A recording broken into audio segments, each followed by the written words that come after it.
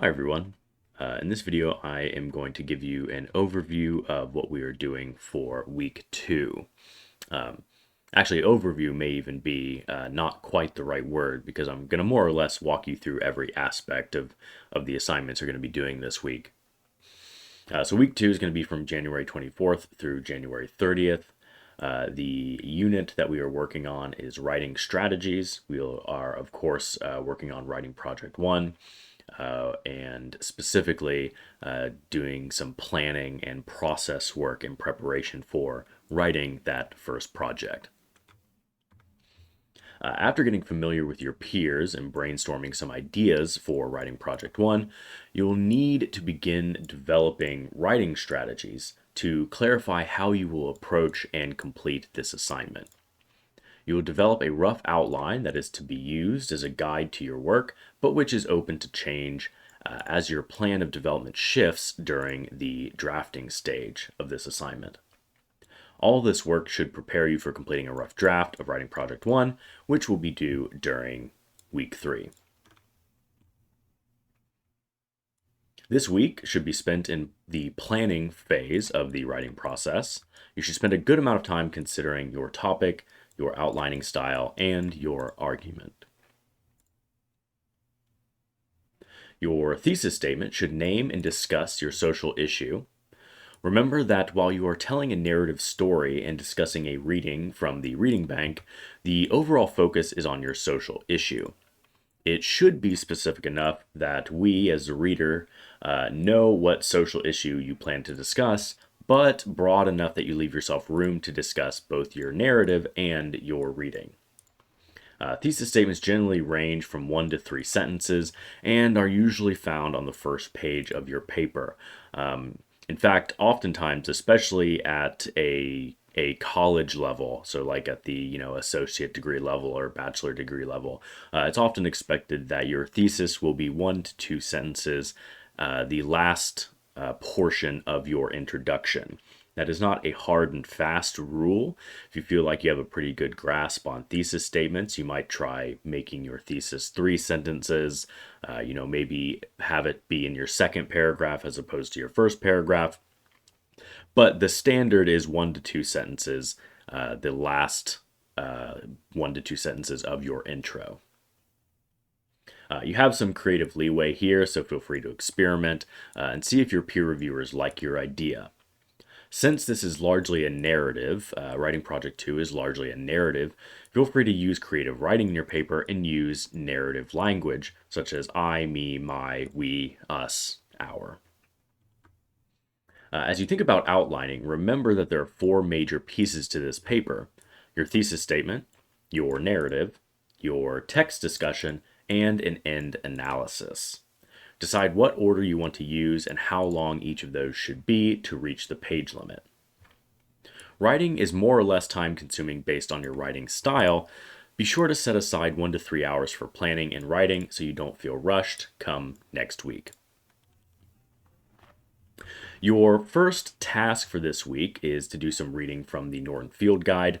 I'd like you to read Chapter 40 on comparing and contrasting, Chapter 42 on describing, and Chapter 45 on narrating. These readings should help you prepare for the writing process you will complete for writing Project 1. And as a supplemental reading, it could benefit you to take a look at the section on generating ideas and text. For task 2, you're going to be choosing your strategies and planning out your essay. What I'd like you to do for this, you should have read those sections that I just talked about before starting this. And after you're finished reading, choose 2 strategies from each section for a total of 6. So there are 3 sections of the textbook that I've asked you to read. Pick 2 strategies from each, total of 6, and discuss how you may use those strategies in writing Project 1. You should structure your submission around 3 major paragraphs, 1 for each section of the textbook. So when you submit task 2 at the end of the week, you'll have 1 paragraph that focuses on comparing and contrasting, and you'll talk about a couple of strategies from that section. You'll have another paragraph on describing, and you'll discuss 2 strategies from that section, and so on. Task 3 is creating an outline. After you've thought about what writing strategies you'll use for the project, you need to start organizing your ideas. I'd like you to open a word processing document and type out an initial outline for your paper. Your outline should be no less than half a page, and it should include the following things: your thesis statement, references to/examples of your personal narrative. So when I look at your outline, I need to get a sense of what sort of narrative elements you're going to be including, where in the paper you plan on including narrative elements, things like that. Points you plan to make or develop in the paper, and some hint at the ending. So like a loose idea of how you'll bring the paper to a close. The look, style, and structure of the outline is completely up to you. You can make a bulleted list, you can write out narrative notes, or you can come up with some other style that works for you. Task 4 is posting to the discussion board. Your first post is due by 11:59 on Thursday.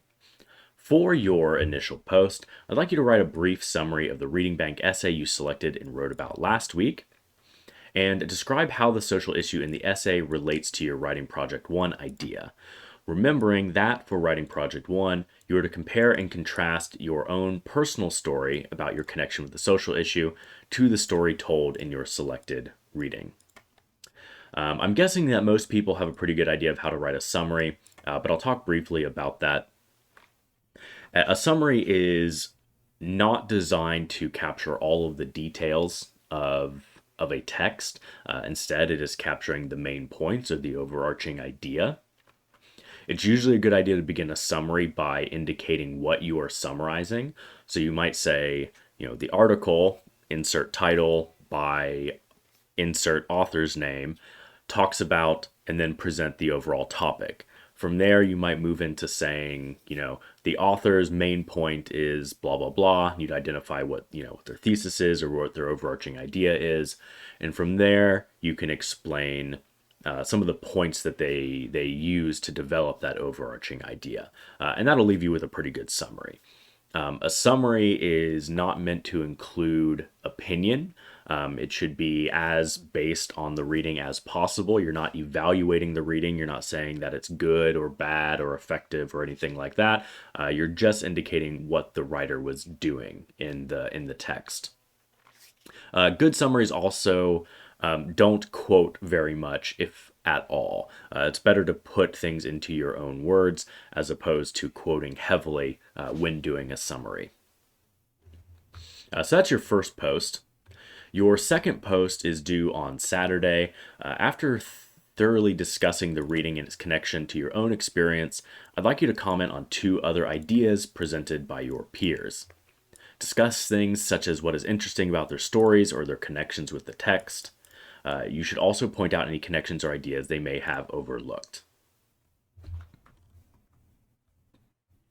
That pretty well covers it for this week.